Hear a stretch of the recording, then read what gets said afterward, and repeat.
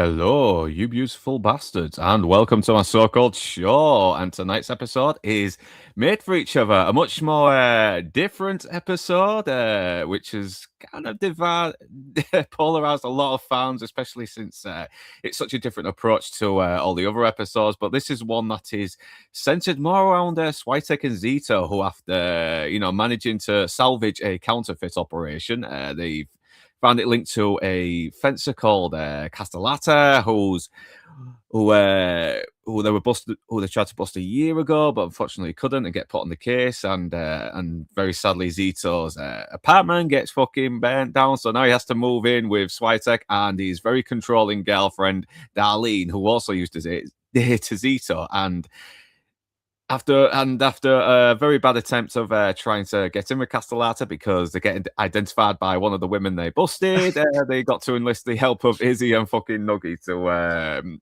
try and go undercover and take down this Castellata guy. And it's definitely, I can sort of see the polarization on this episode. It is really sitcom-y. It is very, very sitcom-y. A far cry away from Rites of Passage or Smuggler's Blues, but I don't hate it as much as I used to. It does have its moments, but there are still some good moments that we will touch on later. And Kung Fu Hot Dog will be jumping on pretty soon anyway. Send the chat to him. Obviously, he gets a bit busy. Oh, and speaking of the devil, and he may appear. How you doing, man?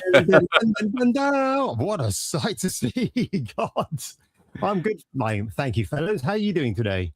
Yeah, I'm doing all right now, and I was pleasantly surprised I didn't have to make any full-on additional notes. I mean, not so far anyway. But the good thing is, if I miss anything out, someone else in the comment can mention it, and you probably might even notice a few things that I might not have seen. Yeah, sure, Yeah, no David problem. Dredd. Yeah, David Dredd, how you doing? So yeah, I'm joined by Admiral Tegan, Kung Fu Hot Dog, and David Dredd. Thanks for joining in. So yeah, it is great to see likable characters, Switek and Zito at the center of this Miami Vice episode. And yeah, they do pretty much still have some good chemistry to make it worth watching, and they do have some good comic timing, and the chemistry between these two is, they're adorable. They're pretty fucking adorable with each other, even though they can be clueless assholes. But yeah, they're like the oddball couple.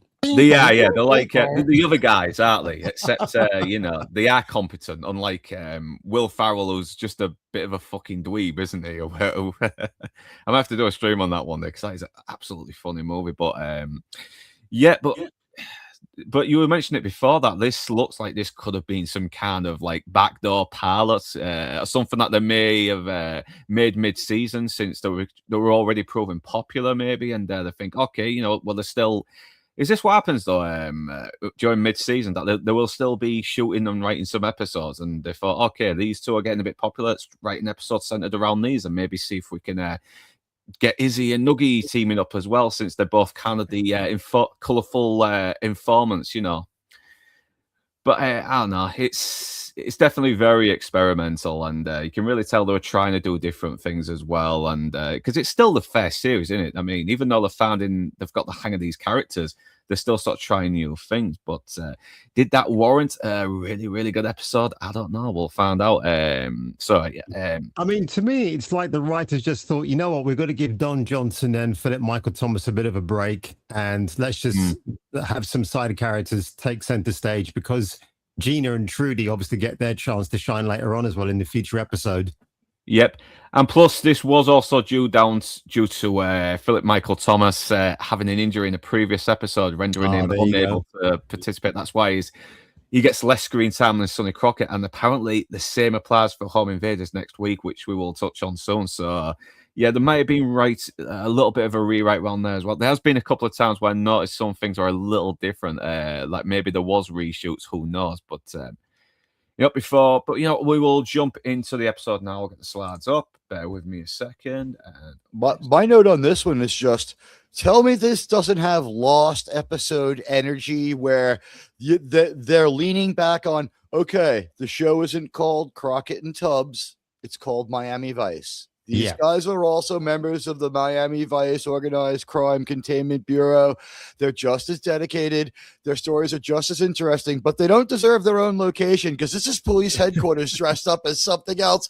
We see this building so often. Why are they trying? I know. It's like they recycle a lot of these buildings, don't they, for all other places. I mean, you've noticed Bruce Willis's house gets recycled as in other episodes too for other drug dealers or affiliates of drug dealers, but it does kind of have a bit of a filler feel to it as well in a way because there isn't really a lot of memorable Jan Hammer soundtracks here as well. There was a bit more 50s here as well, which kind of suits the fact that Switek and Zito are sort of like guys stuck in the 50s a little bit as well. You know, the kind of teenagers in a way. There are actually a couple of good Jan Hammer incidental bits in here, actually. There's just only two that I recall.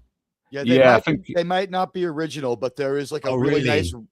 They might not be original to the episode, like they might have been retest, but there is that beautiful, very, if I'm thinking correctly, like there's a very beautiful atmospheric, like raindrops kind of instrumental that goes on for a while. That's really good. Jan Hammer's in full stride here. He's showing that he can produce his own record. It's almost as good as something like Thomas Dolby. Yeah. I mean, the thing is, like, you don't expect it as well because this looks like this could be just another opening for Sonny and Crockett Crockett and Tubbs to get into because you got Money Is What I Want playing while they're sort of looking through this counterfeit operation, and he's analyzing it and everything. And I think there might have been some lawsuit with William Friedkin and over To Live and Die in LA because this had a very similar thing going on as well. And but I don't know if counterfeiting is something that you can really, copyright. I'm sure that it was more bluster, but this opening sequence was real strange. They go out of their way to have extra unbelievable fake money. I don't know, like they didn't trust the crew or they didn't have the budget. It wasn't that necessary, but this was one of the strangest openings with one of the most mercurial villains. Like, if for a non-drug bust related episode, you got Sonny looking through a jeweler's loop like he's some kind of a genius, and we know that it doesn't work. He's just pretending. I know because he's got no clue. He's an idiot. I know because fucking Tubbs ends up actually being the one that knows the term that the counterfeiter is telling him, isn't he? It's like. It's not laser-like. It's the molecules. It's like read a book sometimes, and even Sonny Crockett gets a bit fucking sensitive about it. It's like, hey, yeah, very funny. Fuck you. He feels a little intellectually beat on. He's like, come on, man. I played football for Kansas and studied football. I know all about it. How to snap the ball correctly. I shouldn't be dismissed like this for my intellectual prowess. And like Tubbs is like talking about actual real world knowledge.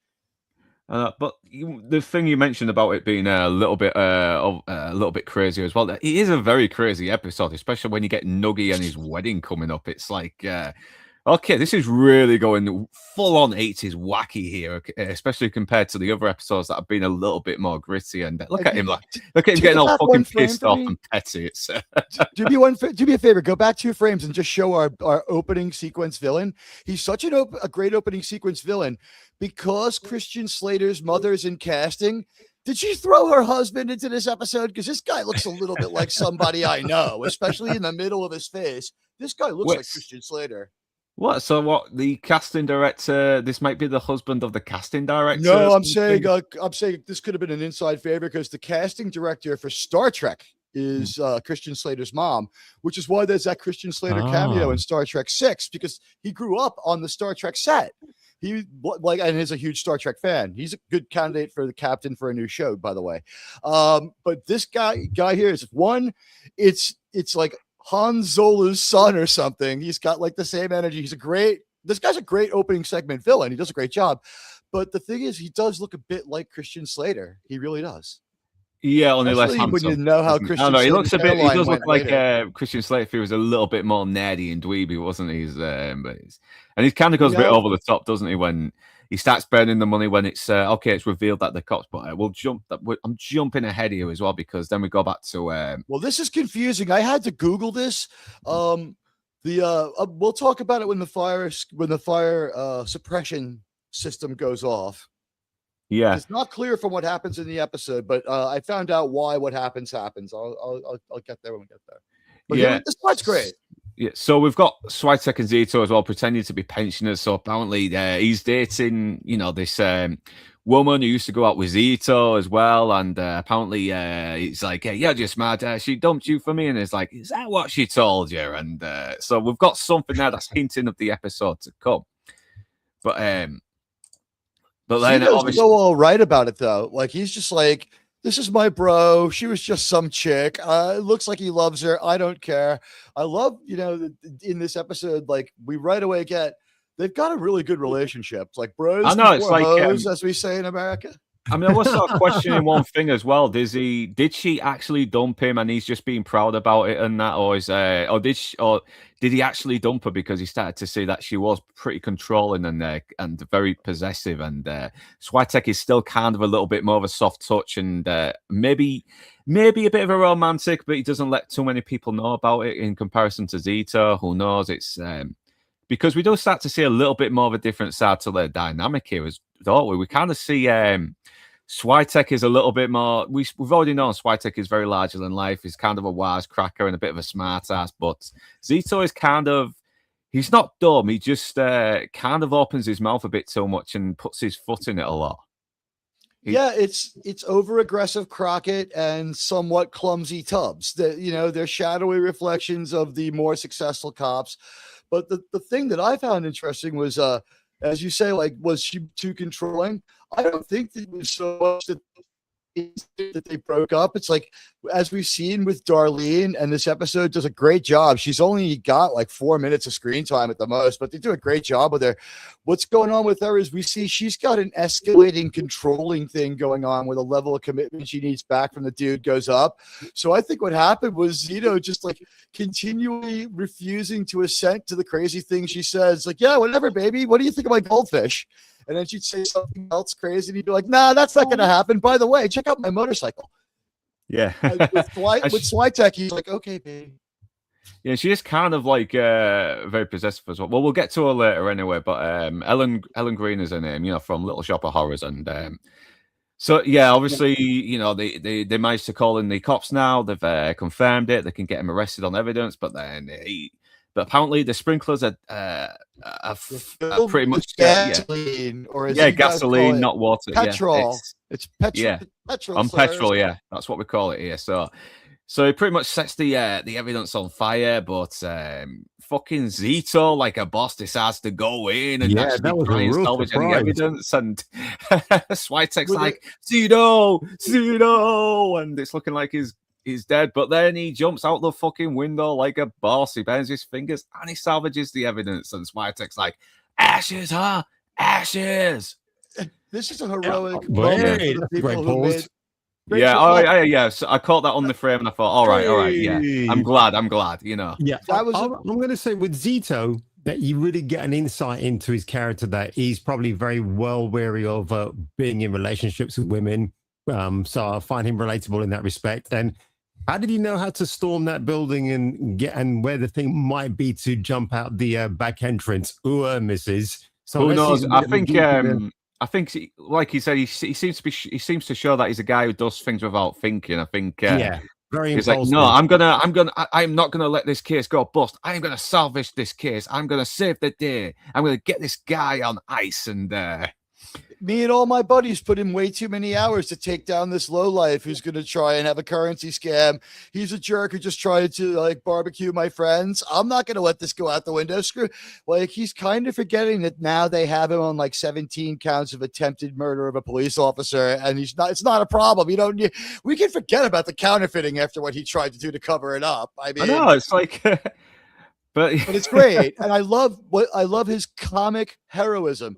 He is a hero. He's heroic for charging in. They make the fire look menacing enough. It's a good stunt or a good job by the stuntman or Zito, whoever does it. It's a great job running in there. And then, I think we all know that the reason he came out of that building the way he did was he ran out of options. That was the only way out. He grabbed his evidence. He looked around and he just jumped out the window, kind of on fire. It was fun. It's a good sort of way to sort of show, they're kind of bumbling, but they are still competent at their jobs. There's a reason why they are still cops, even if they are in Vice. But I think maybe them being a bit bumbling might be why they got bumped down to Vice. Who knows? Because that is kind of the thing, isn't it? Vice is where you go when you fuck up. But like I said before, they're not total fucking idiots. They are not incompetent. They do still care about the job. They still care about their buddies. They still want to do the right thing. They're still good guys, despite their flaws. So yeah, he's very sort of high. He's very sort of like he's on high right now. He's thinking things are looking up, and then and yet before we go a bit further, this was directed by Rob Cohen, who would later do Dragonheart and the very first Fast and Furious movie. So which is explains a lot.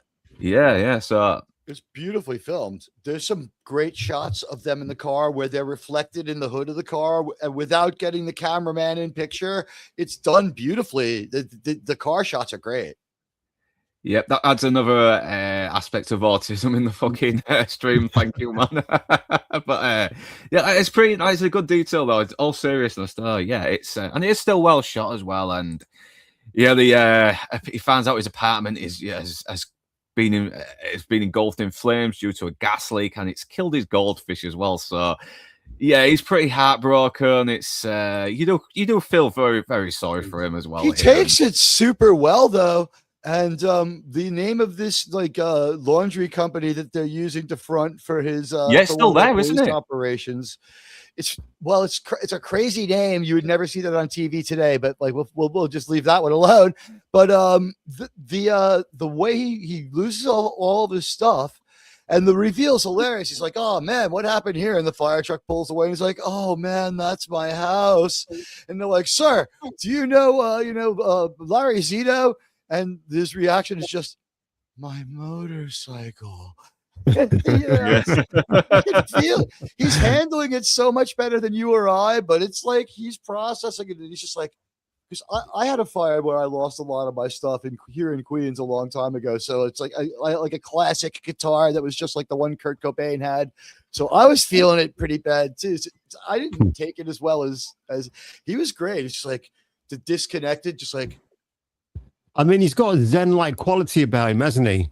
He does. He Yeah, does. he's quite a simple guy, isn't he? He's not really after anything too glamorous. He goes to thrift shops to buy his clothes. He's not really. So there's a little bit of the 50s hep cap thing going on there. Hence the Hawaiian shirts. And the fact I've kind of noticed this now watching this episode. Switek and Zito are dressing a little bit more vintage 50s. You see they wear Guiaberas. They're wearing Guiaberas in every episode because that's like the most practical hot weather shirt you can have. Yeah, not only that, I've noticed like Switek will wear these like black and white Gibson shoes as well, which feels very, very sort of hep cat 50s look or teddy boy look in a way. So this is where we meet Dal. So they've got to go down to Switek's home now. He's got to stay there now until he can find himself a new place. And already hinting about what kind of a woman Darlene is as well when she takes down the photo of Elvis and replaces it with Princess Diana. And it's God. I know, it's like it took me a moment to recognize that, but you know what? That means that the picture was taken after June 21st, 1990, because that would be Prince William, wouldn't it? Yeah, that's Prince William. Very, very young Prince William. But he was born June 21st, 1991. Yeah, and lately he's looking as bald as he used to be in this picture as well. So. Well, better him than Caliph Charles, right? I'd rather see the wonderfully beautiful Princess Diana than her former husband. Yeah, I mean, he really does fucking look like his mom. I've just noticed this as well. They've kind of got that same facial structure there as well. So. But I no idea if it's fucking Charles's son though. No idea. It's probably Stephen Hewitt's. Who knows? With William, I think it's Charles's son for sure because he looks. Yeah, like Harry's the one that's probably. Harry's the one who looks Harry's like not Charles's son. It's James Hewitt's. James Hewitt. That's it. Yeah, James. I'll tell you Harry's, why I know that. When you see Harry, the one thing that gives you here's the two things about Harry. Most Americans find him kind of okay. One, because he married an American, which we think is kind of cool, right? But the other thing is he did go to war after 9/11. So like everyone's always going to give him a pass for being as weird as he is for that. So like apologies to my British friends, but he's always going to be kind of liked here. No one really dislikes William. But the thing is, when you look at Harry, that story that he's not part of that family. He's atypically brave. He can land a helicopter, fire a weapon successfully, and he doesn't look like either alleged parent. Yeah, There's no resemblance to the Spencer side to bail out that this guy's someone else's kid.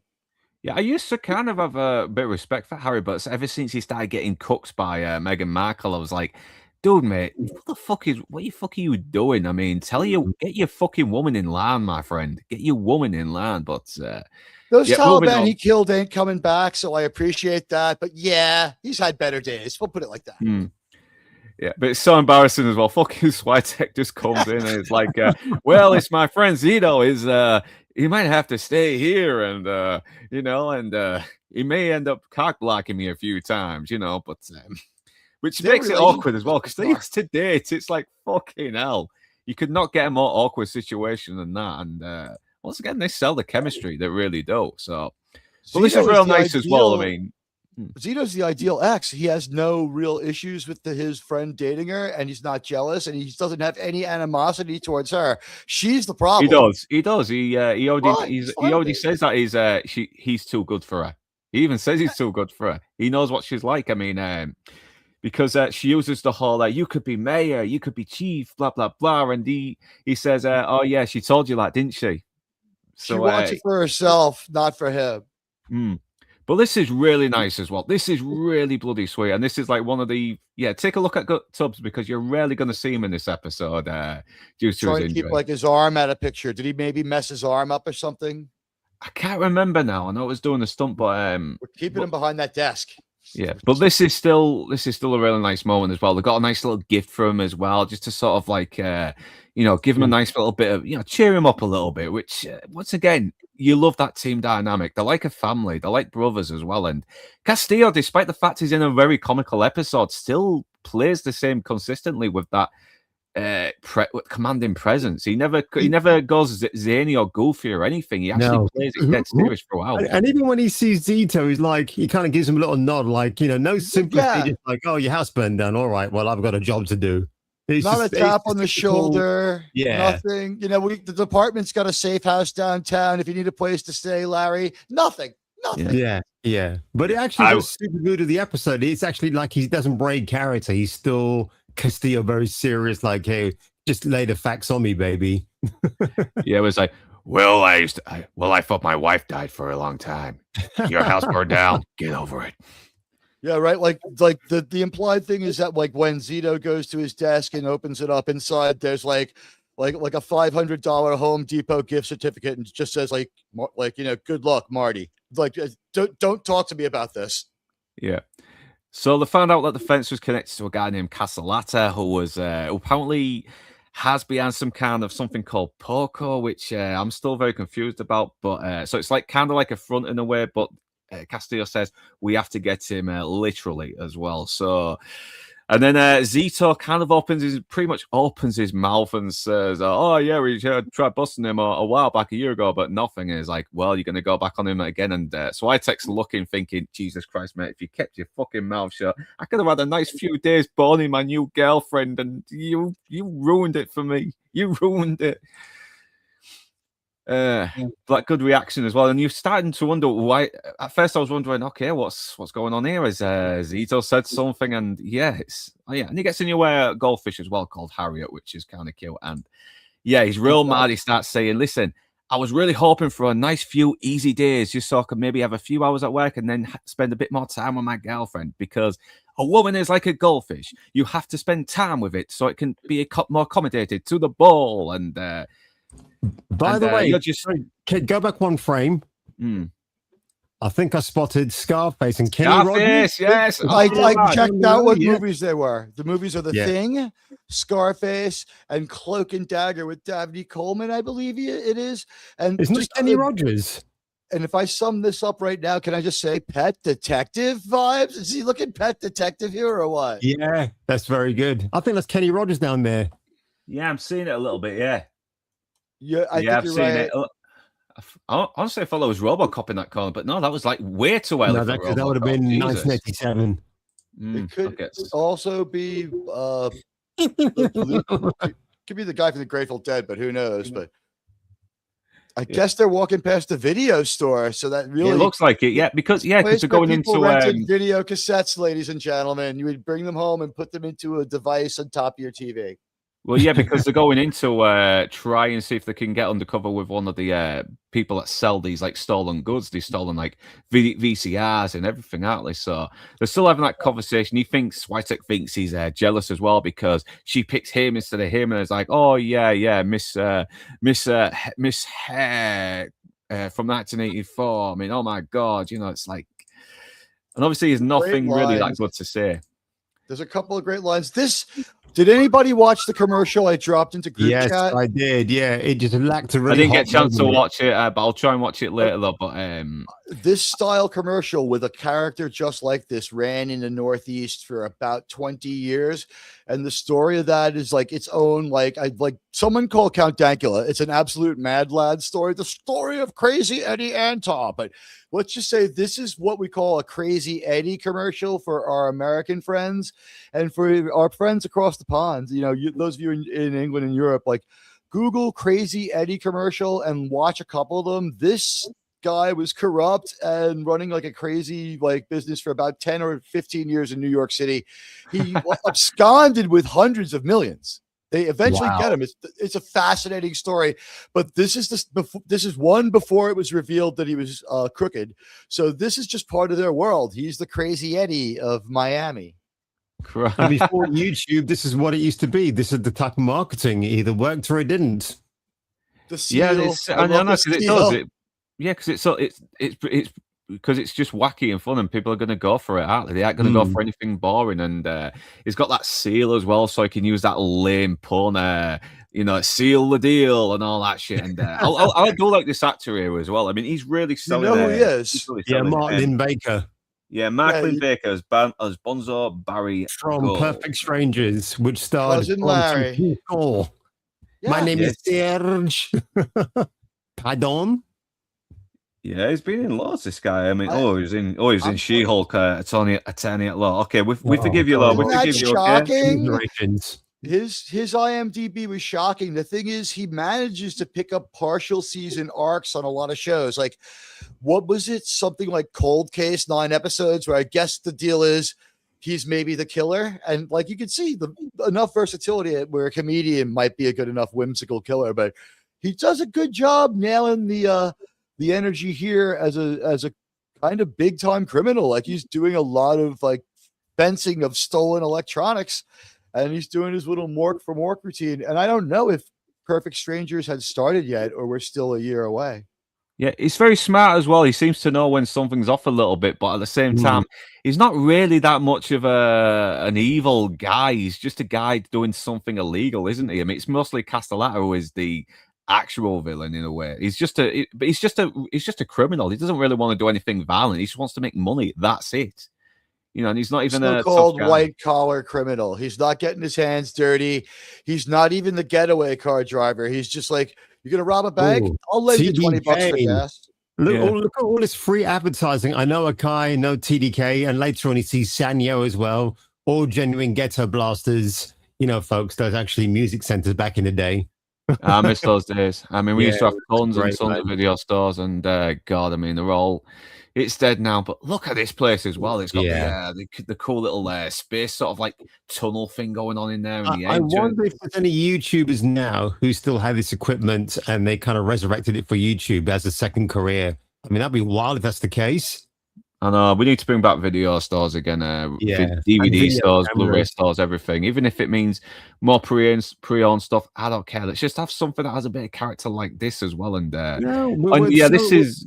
Sorry, I was going to say with the Sony PlayStation canceling physical media, I think physical media is going to get an absolute revenge now. It definitely will. It ain't fading away. I think it already is, to be honest. I think it already is because the streaming services have been censoring like episodes of TV shows because one person found it problematic, and they keep bowing down to these idiots, and people don't want it anymore. And so more people are probably going much more down either to the high seas or proper DVD stores because you can get them that cheap now.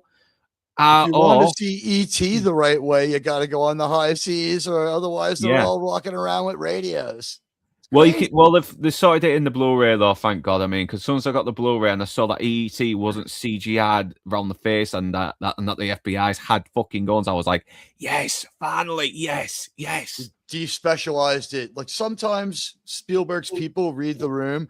Apparently, Disclosure Day just shows like the continuing perception that the last Steven Spielberg movie is always going to be Saving Private Ryan, and no one wants a piece of anything after that. Yeah. You know what? I think probably Minority Report was the last good Steven Spielberg film. Has no one seen Munich, though? Has no one seen Munich? Fucking hell, that's Munich really is good. underrated. Munich is good. There's still like, as he jumps the shark, it takes a while for him to land. And that wasn't an appropriate analogy for Spielberg, right? As he jumps over Bruce the shark, he remains airborne and sustains a decent altitude for a while after Saving Private Ryan. But we can definitely call it an inflection point because by the time we get, 2 years later, we have Amistad and Lincoln in the tank, and both of them are just like the worst, most flawed history. And like, you're just not going to have people mouthing off to the president of the United States in the opening sequence of your movie as he sits there in the rain reading the Gettysburg Address. That Lincoln movie is horrible. I've not seen it yet, but I think the last Spielberg movie I saw before Disclosure Day was the BFG, and it was terrible. But anyway, we're going on tangents here, and so basically, Switek's wondering if they might have busted this girl for soliciting some time ago, and Zito is like, "Nah, it's not her. It's not her." And I love how they're sort of like, "No, don't just look at it, right? Just take a quick look, and that's it." And he just keeps staring at her just to make sure, instead of being very subtle. It's no, it's not her. So they try and talk to Barry Gold about maybe, selling some stolen goods. And he's like, oh, the other guy for that is like, yeah, but it's got nothing like us. We've got all the Japanese stuff, blah, blah, blah, all that stuff. And he's like, okay, well, come into my office and try to convince me. But she blows the game because this is police business, because when you're talking to cops, it's police business. So they're kind of fucked now, aren't they? And he's like, yeah, it was her. And then you get that Jan Hammer start going. Yeah, that moment felt good. So Crockett and Tubbs, by the way, was like when he turned around. I guess that would be Crockett's lines. Like, yeah, it was her. Like it felt so good. And like we're giving Zito now has the cigar. Like we're trying to like give them a few traits. You know what I mean? Like giving him a I think that traits. does. Yeah, it does kind of go back to these two guys sort of being stuck as teenagers in the 50s, aren't they? Because they're in the 30s. So what? So maybe 20s and the 70s, and then maybe teenagers in the 60s. Then who knows? And they're still kids in the 50s, maybe. But Elvis Presley maintains popularity and has a #1 hit only about because he was still going until his years death, wasn't he? So yeah, that's still popular through their childhoods until the time they get out of college, based on the age of the characters. No, there was out there active. Well, don't forget the reason why there was a strong 50s contingent in the 80s, because a lot of TV shows like Johnny Staccato, which I think was 60s anyway, they were getting rerun on in syndication, weren't they? So that's what they were repeating then. And then it kind of just went into that cycle of the 80s. But then you had people like, Eddie, I forgot what he said. He did Summertime Blues. You know what I'm thinking of? Blues. Doom, doom, yeah, doom, he had a #1 hit with the Levi commercials. Eddie Cochran. That's it. Thank you. The late great Eddie Cochran. And they never play Here It Comes Again. That's like his best song. But because of his revival of Levi's just obviously lent into the 1950s aesthetic anyway. And that's why it was kind of so prevalent in the 80s, which wasn't a bad thing, to be honest. You couldn't wear them in Miami. It was too darn hot. But you know what? Yeah, I think a lot of this, here's the exact shot I was talking about. We keep the camera scrum, all technical stuff completely out of picture, their reflection in the hood. They've worked very hard to get this shot to look natural, yet to get their reflection in there. It's a good shot. They're conscious that this isn't like a knock it out of the park episode. We're not going to have a lot of Crockett and Tubbs in here. We're trying to raise everything up around them to make this such a solidly good episode with such good production value. And it has higher production value than about half of the episodes. I didn't see a moment of guerrilla TV in this one. No. But it seems to be very, very well shot as well. You know, I mean, there's some good blocking here, especially in this scene as well. I mean, it's filmed almost like a sitcom without a studio audience, isn't it? Yeah. In a way. I think it's a 62 Mustang. I'm not sure it could be. Yeah, I was thinking it might be something very old school as well. Something like maybe 66, 62, somewhere in there. It's the car Jim Morrison had. It's a Mustang or it's a Thunderbird. Yeah, Both of because whom were designed by Lee Iacocca. The second season of Mr. Robot, they did an Alf type episode, and it didn't quite work as well as what we see here, which is obviously filmed in the 80s. But I got to give credit to Mr. Robot for trying to be a bit funny in a irreverent kind of way, and it kind of worked, or it kind of didn't. Just depends. Got to watch it again, to be honest. So, yeah, I've noticed he's got these dice on there as well, which seems very, very old school and 50s as well. It seems very, very Switek, and but now they're stuck in a bit of a pickle. They're going to find out they need to figure out how they can get into cracking down Castelletta. So it's like, who do we know that's into hot shit and may be able to get us in to crack down Castelletta? And it's like, yeah, it's going to be Nugget and Izzy, and it's okay. Yeah, let's just cut to the reveal. It's Nugget and Izzy because the audience have probably already guessed one of them. So I had really, I had expected they were going to take the opportunity to narrow down the amount of criminal informants in this episode, because this one gets weird. Like, our buddy cops are usually Crockett and Tubbs. We can accept that it's Zito and Switek because we know them. But then Zito and Switek are like, well, we got burned being buddy cops. We're going to stay buddies and be cops, but we're going to deputize our confidential informants, one of whom is always tweaking on cocaine, and the other, which is underhanded. It pretty much gets fucking called out later by Castillo as well later on. So, yeah, these you kind of make the argument that they had no choice, really, did they? They need to try and take this guy down. They're on the case. They got to get this cracked, and so Nuggy's kind of just fucking going all over the place and everything. And he's apparently he's revealed he's getting married to this hot sort of pink-haired, pepple-haired dancer. So they ask about his fencing, and he's like, "Hey, I'm not really into that." And and they ask him about Castellata, and yeah, there's his bride as well, and she becomes a favorite of man in as we get to that later. Right, so. Cyndi Lauper on steroids. Yeah. So they really want him to find Castelletta. So then we get Izzy as well breaking into this house with this. Oh god, Izzy's on top form in this episode. Though. He is. His dynamic with Nuggy. He's got the parrot fucking putting him off, saying, "Hello, how are you?" Someone dialed Nuggy up to Flava Flav and tore the knob off. Yeah, he's even more fucking over the top in this episode. I think it's just sort of like.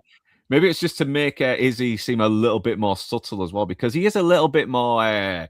He's a little bit more restrained, isn't he? So he's trying to break in, and he gets caught by Switek and Zito, and he kind of talks about, well, I'm just here to help all these poor migrants, But the thing is, though, they didn't give me the keys. So once again, he's trying to talk his way out of a room with no doors, in a way, Quick question.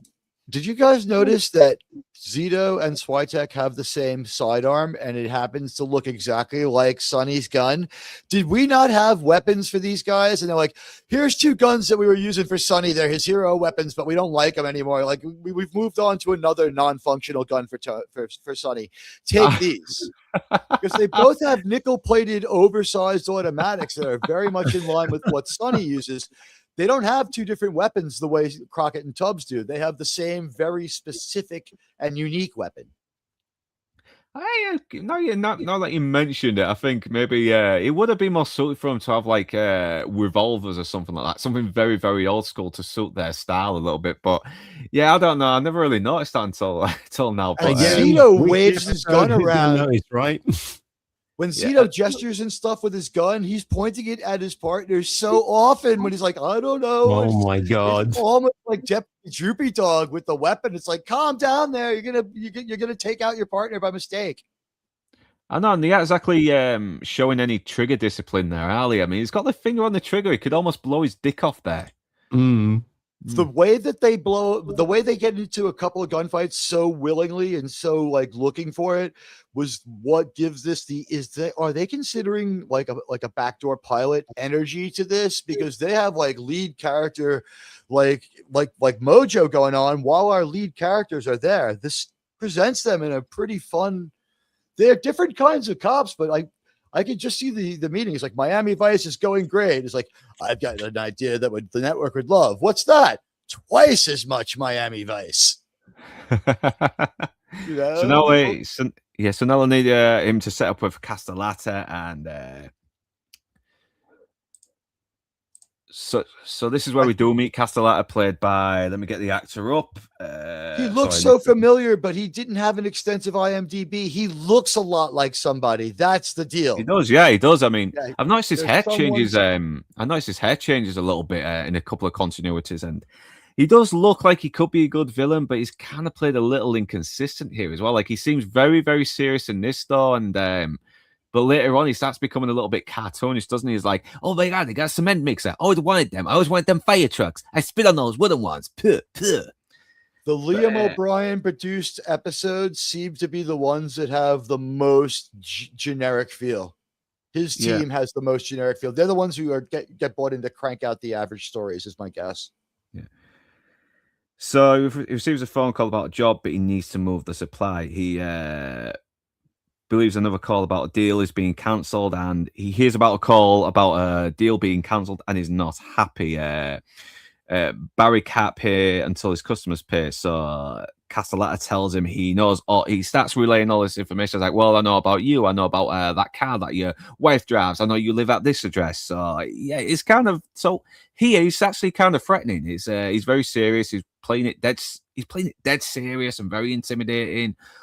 And now he has 48 hours to get his money. So it was a very believable moment of menace. I thought that it was good.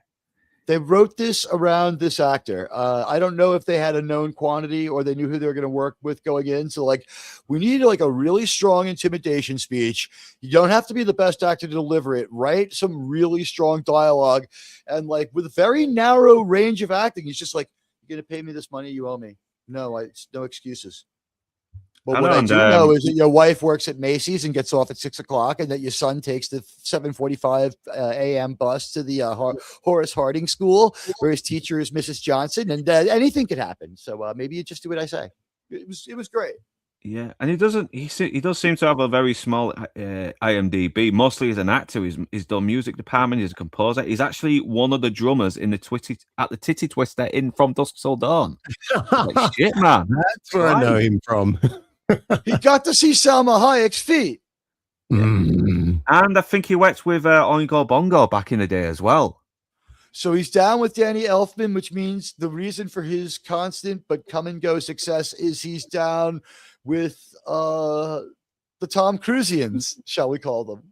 Would seem to be his connection to fame. The majority of his IMDb is Oingo Boingo, so he probably just it's just a partial actor, and maybe they couldn't find anyone else for the role, so he's just doing the best he can with what he's got. Who knows? But then we got Darlene, and they can't get any nookie because Zito just keeps fucking cock blocking him. He just tries to go up there as unawkward as he can. He starts getting around with her, and then she starts using the whole, you know what? I've been thinking about you. You have a bright future ahead. And he's like, hope it's not immediate future. It's like, well, you could be chief of police. You could be mayor. And but then fucking Zito cock blocks him again, and he's I'm going to call this cock blocking. Actually, this is diving on a grenade. She's a bitch at this point. We don't want her. We don't want our buddy Switek with her. And I love the poster of Nicolas Cage.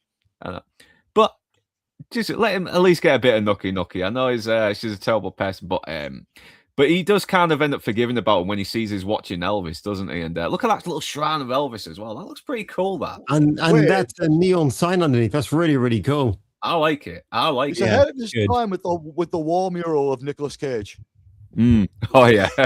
And look at him once again. Even when he wants to get a bit of nookie, he just can't help himself but bond with his friend over Elvis because he puts aside sex just to go, how's he do that? How's he do like that?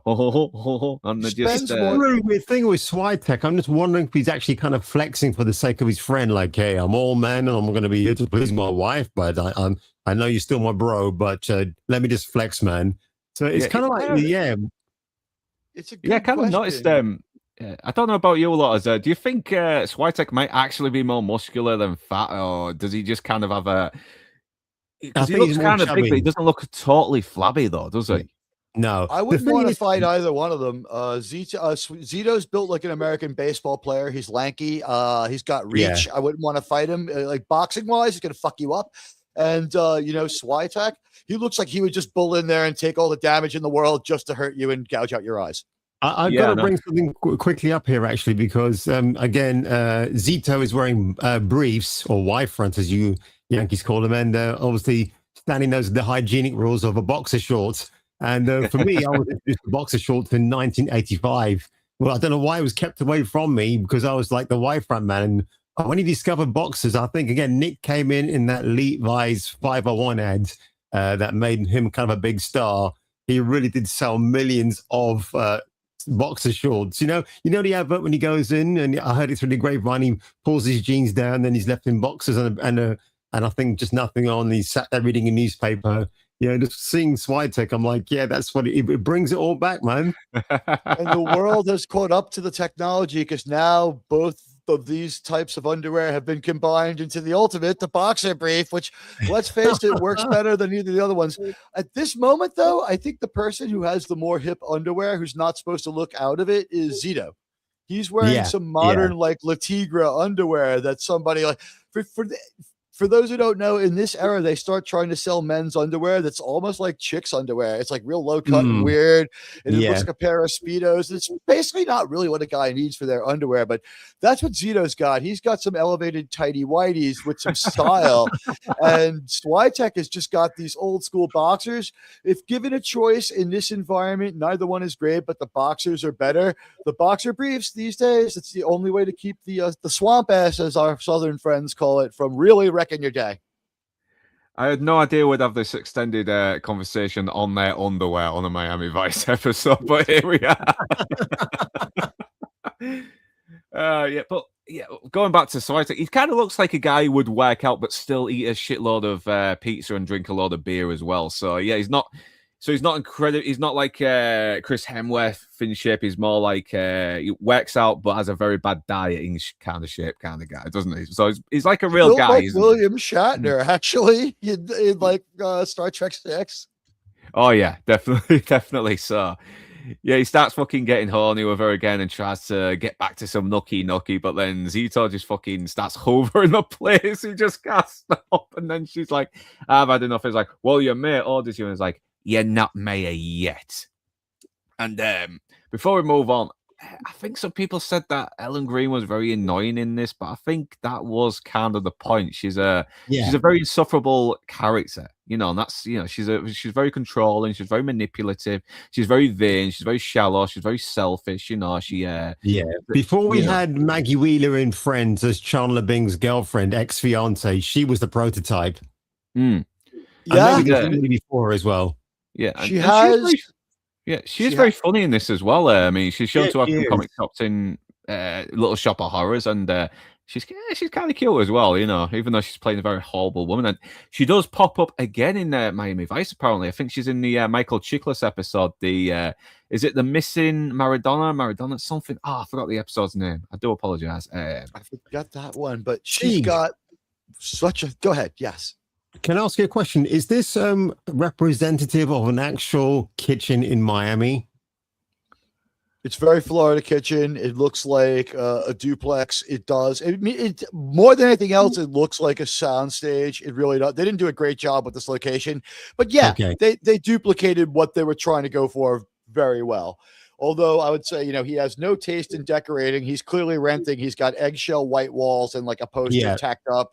Like his girlfriend is a little bit correct in being horrified that would be the house that you would live in together with your boy. Like she obviously, when you move in with your girlfriend, she's going to feminize the place a little bit, make it a little more homey. It's not there yet, right? She's because and this is she even starts suggesting to put most of his stuff in a bloody garage, doesn't she? So she can make it a bit more hair, and once again highlighting just how quite selfish and unconsiderate she is towards Swiatek, but she's good enough looking that you're like, it makes you kind of like, should he, maybe is it worth it? And she seems more supportive at first. Like, they do a good job of souring us on her. It takes until like, what are we, about the halfway point of the episode? Now the ugliness is coming out. Yeah, no, she's like all happy that she's got the eggs, and then he shows up fucking trimming his nose hairs and shaving, and she's like, I lost my appetite. And to make it worse, these two fucking start coming in, arguing who's going to be in charge of this operation, blah, blah, blah. And it's... and I love... And yeah, because it goes back to the hair as well, because she used to be a Miss Hair model, and she's obviously been shown a few of the episodes, never touched the hair as well. And even Nuggie gets a bit close to her, and she's like, don't you touch that hair. Yeah, because he makes the observation. Like, how do you get up in the morning and your hair is not out of place? Or whatever he says. It's pretty funny. Yeah, so Izzy tells of Barry from earlier, and Nuggie and tell him about a new approach is advisable. You know, that's what they need to do. So later on, Sonny and Rico help him with the supplies as well for the the stolen, which is probably from some evidence from a few cases back as well, just so they can sell to him and maybe get in the good books. And yeah, they're still informants, but they are still criminals as well. They got to make sure they aren't fucking going to get out. And the hell of all the complaining about being handcuffed in the van, which did make me laugh. I'm not going to lie, it did get a little bit of a laugh out. They weren't just handcuffed. That might not have been legal by American standards, but these guys are nuts, and the cops are doing an extra legal operation on the. I guess the deal is we're going to turn a blind eye to a couple of the other things you did, but we had a couple of things in here that we didn't mention. Real quick, the pest control van is back. This is now the third time we've seen them use it. This is their Batmobile, and I love it. I love the bug control van.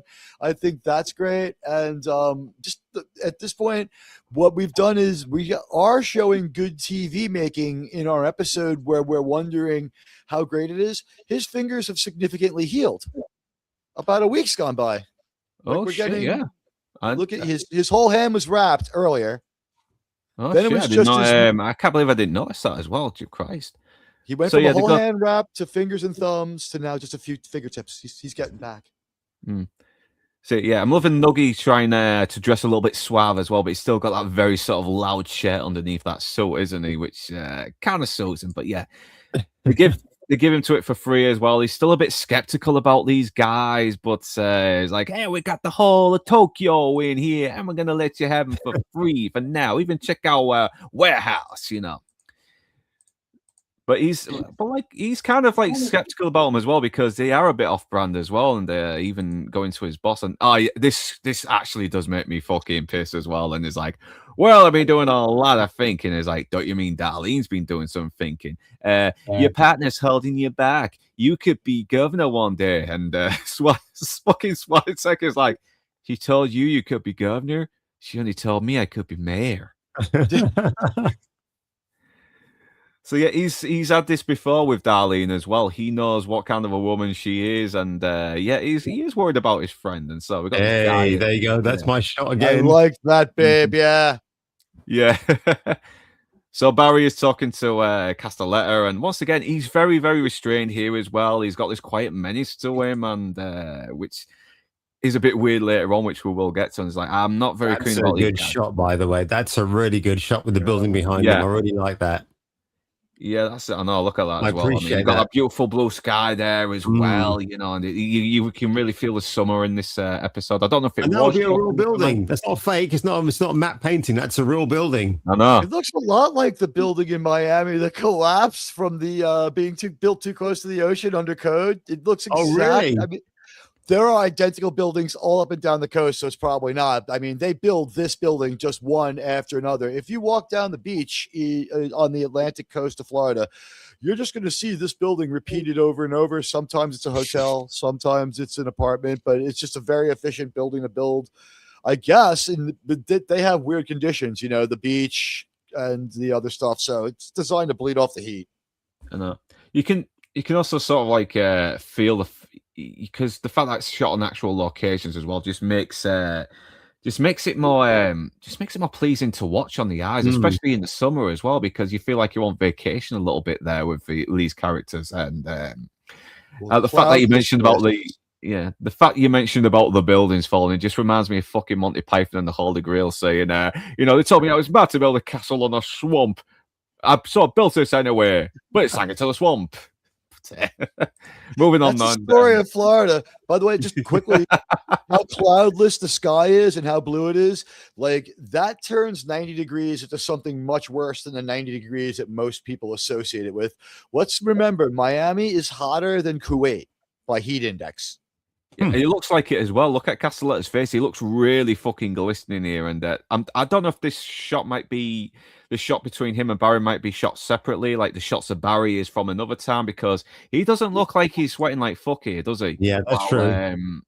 Well, Castelletto is he's actually just wearing his fucking swimming trunks and he looks like he's boiling in that bloody sun. He really does. And but it could have been filmed separately because they're never in frame. Both faces are never in frame at the same time. When we see them reacting, we see over the shoulder views of both of them. Yeah, so he tells him that these guys are actually legit. Check the warehouse, so it's off screen, and obviously it gets it. It's the whole, timing, and they've got to cut some scenes out due to length and pacing and all that stuff. So yeah, and later on, of course, Swiatek needs to have some time alone with Darlene, so he's got nowhere else to go. And you almost feel sorry for him as well. He's in this office where it's all closed and there's no lights. I mean, I don't know. Is there a little lampshade he could turn on or something? But he's talking to his fish, because he's all lonely. Then Sonny comes in and shows his little appeal. Yeah, this is a very nice moment, actually. Yeah, I even like I do like the Jan Hammer score that plays here, but it sounds like it's trying to set up a romantic aspect between these two. That bum bum bum.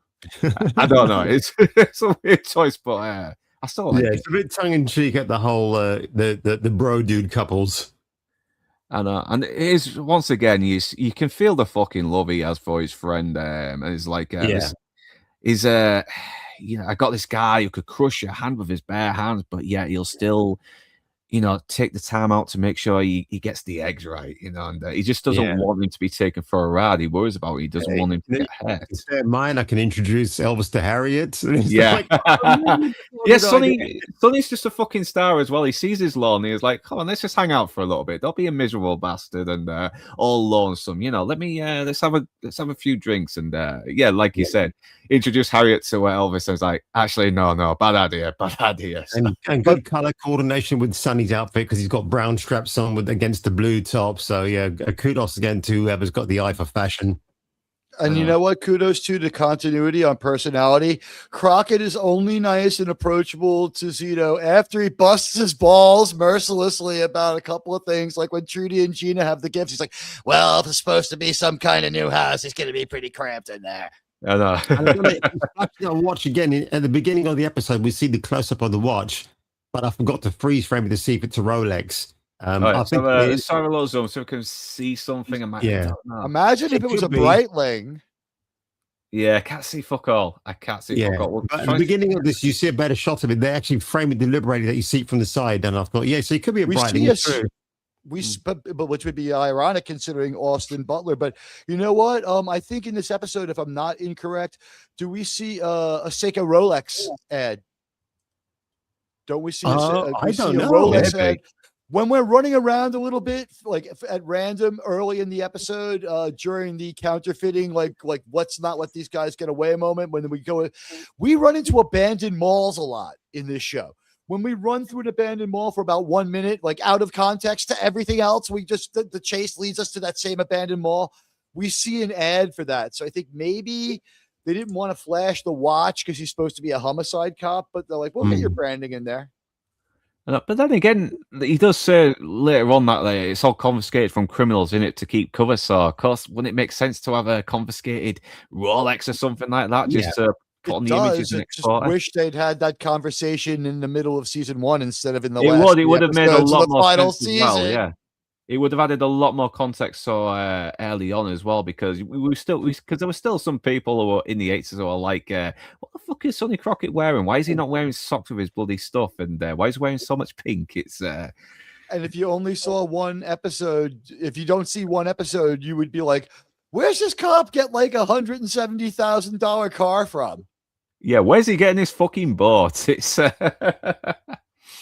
alligator, really? I know, and once again, like I said, I don't hate this episode as much as I used to. I am starting to see some funnier stuff, and obviously, Switek is finally getting a night in with Darlene to bump uglies with her, but then he just stops and she's like, "Oh, Larry?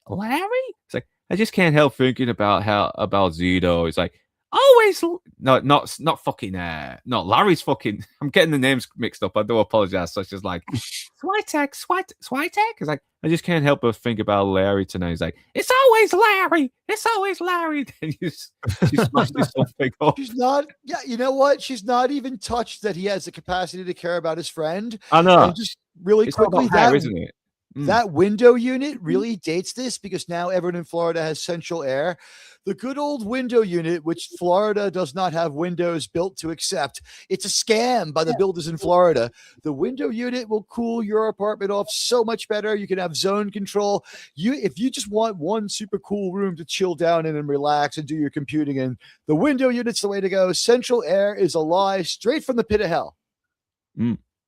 Yeah, not fucking in that heat, in that fucking heat. I mean, Jesus Christ. I think even if then again, talking to Emperor Goodwin about heat in other places, like at least with Miami, you get a bit of the sea breeze. So so it rains every day to cool it down and get the humidity out of the air. I mean, Miami's not unlivably unpleasant, but the idea that they had the window unit there, like you just don't see them anymore. You would never have a retrofitted home. Like so few retrofitted homes can have a window unit because if they do, the older homes that have vertical windows that open up out like a French window. Oh, the window unit. Is it that thing that goes in the place of a window and it blows in cool air into the building? It's an air. You guys will have them soon. You need them. They're air conditioners that can cool off.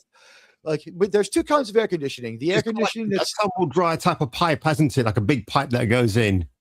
No, it's just a big unit that sits in the window of your apartment. Oh, really? You can see mine. You can see mine. Okay, gotcha. There she is. Yeah, she sits there. It's a piece of it's the guts of a refrigerator.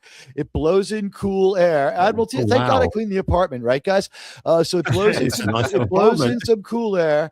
And like by curtaining off the rest of the apartment, I can keep this area really cool and it keeps my energy cost down. If I was going to try to cool off the whole apartment, you're talking like it cost me 4 times more. And I spend 80% of my time in here. Central air, which is what most people in Florida have, you need an HVAC guy to put in. He has to go up on your roof and service this. This thing goes down. I run down the street and buy a new one, throw it in there, and I'm okay in an hour. And it can cool down an apartment this big. And yeah, this is my whole world. But at least it's in New York, right? That's cool, man.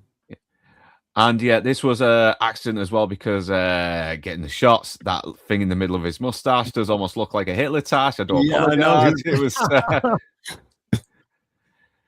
But once again, Castillo is just playing it dead serious and very consistent, despite the more comical tone in this episode. He's mad that we use them to gather information. We don't deputize them. We don't risk their safety. And it's like, I wish you'd have come to me first about this. So yeah, get them off. He orders them to get them off the case, which is right. I mean, I know they were probably out of options, but it's still fucking dangerous as well. You're risking innocent, even if they are criminals. I mean, you're still risking people who are not police officers. So if this has happened when Dick Wolff was the writer, they also get suspended. This was pretty fast and loose. We're going to have civilian operators. That's called vigilantes. You're not allowed to just like set loose a bunch of civilians. It's Florida. They could be armed to the teeth. Like, this was an irresponsible thing to do. We have to wonder about Lieutenant Castillo's level of supervision that he doesn't get on their case more. This is the 3rd or 4th time they've screwed up through incompetence. They let that guy walk out in the episode Glades. Yeah, they did. They had a similar gaffe in another episode. They have shown that they are very dedicated and they would never take a dime to look the other way for a crime. These are tried and true guardians. But they're being dumb a lot. Like, it's time for Lieutenant Castillo to begin mentoring a little more heavily for Zito and Switek. I mean, I agreed as well. Sorry, Kung Fu. I was going to say just very quickly, Teague, you mentioned Dick Wolff. I just looked up his credentials. 79. The man is worth $1.5 billion. Billion. Yeah. That's insane, Sounds man. right. Sounds just about right. Not bad for a man who's only about 4'11", according to most industry reports. He looks good for his age.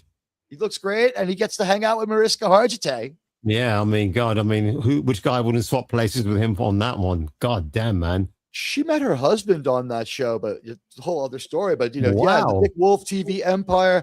Between Donald P. Bellisario's funnel of shows, which ends with Blue Bloods and is still going on with Boston Blue, which includes Star Trek star Sonequa Martin Green, and the shows by Dick Wolff that are direct descendants of Miami Vice, we have two clear chains of American TV crime shows and mainstays of American entertainment. We're talking billions and billions and billions.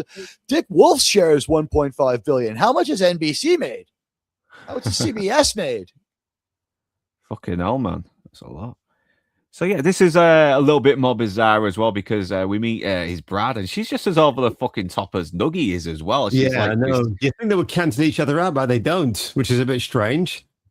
Yeah, she's kind of like a Disney adult as well. Like, she's just like, she wants her honeymoon to be at fucking Disneyland, and it's like, we got a whole thing right here. Why do you want to do? Why do you want to do Disneyland? It's like, I want to see Mickey Mouse. It's like, I feel like I'm in third grade here. Shit. I got to point out the irony that you guys won't get. She wants to go to Disneyland. They are only a couple of hours from Disney World. They're 3,300 miles from Disneyland. She wants to take a major coast-to-coast vacation. Yeah, because what they have right there. Yeah, differences back then, wasn't it? So yeah, so she's crazy because she wants to go. Then. This is like me saying I want to fly to England so that I can have McDonald's and come back home. It's a crazy thing. The other thing, Americans know this, the rest of the world may not. I'm sorry for being the American translator here, and then I'll shut up for a while so we can get going on the interview. But American Disney World in Florida is 4 or 5 times bigger than American Disneyland in California, which is the original park that's in the middle of LA. That's high-priced real estate. Disney World is in a swamp. They have entire themed multi-acre areas that you can enjoy. Disneyland is like 10 city blocks. It's not huge. It's not huge. So she wants to fly across country to see less. It's like if she wanted to go to San Francisco, it would make more sense. She has the only California vacation that's a stupid waste of money for these people. Well, she is a woman, and women don't think in logic, do they? So and she's a hot one. So. He's dating out of his league, so he should just shut up and do it. But still, she's dumb. Yeah, she's kind of hot though, despite being a little bit wacky. But yeah, they say that they're off the case now as well, and they're kind of a little bit angry. It's like they're risking their necks. It's like, well, I don't know about risking life, but I do understand a thing called compensation. So yeah, they compensate him, and he spends it all on the fucking on the dancers as well. But it doesn't matter; they're still going to go ahead with the deal anyway because they're going to make money off it, and they've got this really good plan ahead, really good plan, and. I just want to endorse their behavior as a Cuban American so that no one gets in trouble here. As a Cuban, I 100% back what Izzy says. And as a Cuban, I'm noticing, Izzy taking preeminence over Noogie. He's the brains of the operation here. So I'm liking the dynamic. I like the way they develop these characters. Yeah, it's coming. Yeah, it's kind of coming that way as well. Like he is a little bit more smarter, isn't he? But Noogie just has a little bit of the. He's kind of got a little bit of the. What? Sorry. He's got the street smarts. Yeah, in a way, yeah. Maybe he could beat people up. I don't believe that Izzy could beat anybody up. He would need a gun. Yeah, Izzy seems a bit sharper, doesn't he? Like he's always looking for other schemes, isn't he, all the time? You know, he's always thinking his way around things. He's always thinking outside the box. Well, he's hyper aware from coke. Yeah. So I like meet with Barry about sorry. The habit of smoking cigars and is just so he's trying to be all very slick businessman, isn't he? Can I just say, in a closed room in Florida, even in the age of heavy smoking, nobody wanted this. They're like, no, let's go out on the porch and enjoy some cigars, gentlemen. And like after about 20 minutes, you'd be like, between the heat and the humidity, I appreciated the cigar, but I think we need to go inside and drink heavily to recover from that. Like, let's get a lot of water and some booze. You're going to want some Jack Daniels with this. So it tells them that they've already sold the supplies, and it's like, why'd you do that? It's like, hey, well, he who hesitates don't get paid. but we have something bigger that you may be interested in as well. And he's like, I don't know, I need time to think about it. And they let him know, obviously, it's about the vehicle. And so he gets on the phone. He's like, I don't know about these two, to be honest. And apparently they're now even stealing a cement truck and trying to sell it to us. It's like, wait a minute. And he changes characters. Like, he turns from this sort of serious, sort of imposing guy into this this scene is really funny. Yeah, he was like, I mean, it's like, did he get separate fucking notes from other directors in the scene, or was this another take that they wasn't supposed to use? I don't know, but from my childhood, I want to drive that thing. Yeah, I was like, what the hell, man? It's a great moment. Let's just contrast really quickly here. This is such a nitpick, but his smoking method, where he simply smokes the cigarette, as compared to Crockett's smoking method, where he fillets it for a while and rolls it around the entire outside of his mouth, then kind of packs it down a little bit and does the whole mouth thing again before he lights it. He's really playing with the cigarettes. This guy is just going for it. It was a weird contrast because it was only a couple of minutes apart in the episode. Yeah, and he's getting he's getting a bit excited because he realizes he can get a cement truck, because everyone else had cement trucks and fire engines. I got those shitty wooden ones. I spit on those wooden ones. I'm like, I want to endorse this guy as believable only because my friend's father owned a car dealership growing up, and he was also like a car enthusiast. He got us a couple of cars for almost nothing. Like in college, I had a 62 Dodge Demon, which is an awesome convertible to have. It was awesome. But the thing was, the guy was so cool. He was such a nice guy, but he had like a quirkiness about the cars that I remember I came by to meet my buddy once, and the whole family was having an intervention with Dad that he couldn't buy a fire truck. What are you going to do with it, Dad? Start your own fire department? Like, you can't do it. No, there's nowhere to park it, Dad. Like, this the whole family, full court press. His brother had to come over. He was ready to buy it. I'd love to own a fucking tank, but where the hell am I going to put the bastard? You can find some uses for it these days. I mean, you know what? Bruce Dickinson has one, right? From Iron Maiden. Yeah. I like the look on Barry's face as well. Is like, this is the guy I'm working for. Is he serious? Is he really telling me to actually go ahead and buy this fucking cement truck? What the hell? And yeah, I was trying to figure out if it would somehow help and facilitate their smuggling operation, and I can't think of anything the cement truck helps. I know. I think he just wants it. That's it. He's kind of indulged the inner kid in him. Like he's got all that money, but then again, you made fucking loads of all these fencing rackets. I mean, why don't you just buy the cement truck? Just go out and just buy one. Didn't he go on a rant about when he was a kid? Kids had a Tonka Troy, and he didn't want no wooden truck. He wanted the real thing. Like, I know you don't need to one buy moment. I know you can probably buy some legitimately from some other company. Invest in some construction, some land, so you can do some construction on, and buy yourself some fucking tractors or whatever. Why not do that? You don't need to buy anything off these two fucking sleaze bags. If I was a mobster, I would buy one of these to intimidate my enemies and be like, if I had captured two of my enemies, throw one of them in there and turn it on for a while. It's like, you want this too? Tell me what I want to know. I know. Were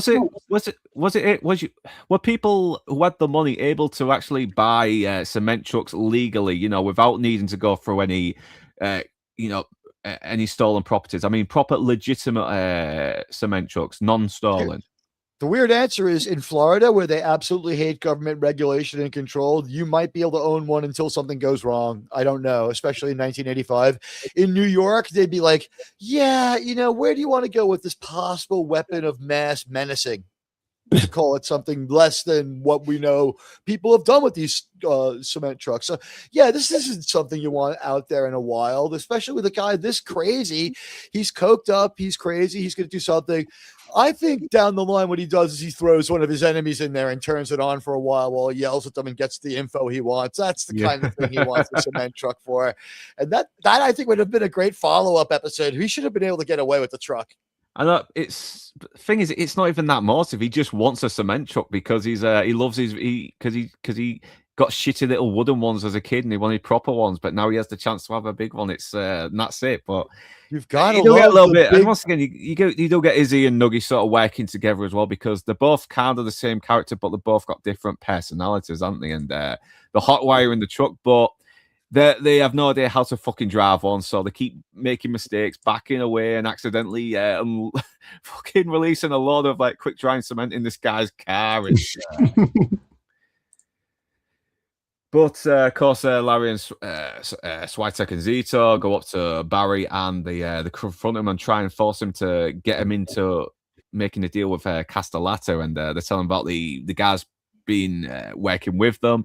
He assumes they were cops, and yeah, you've pretty much endangered these two incidentally as well. So nice going, you guys. Nice going. And beautiful seafoam green Thunderbird.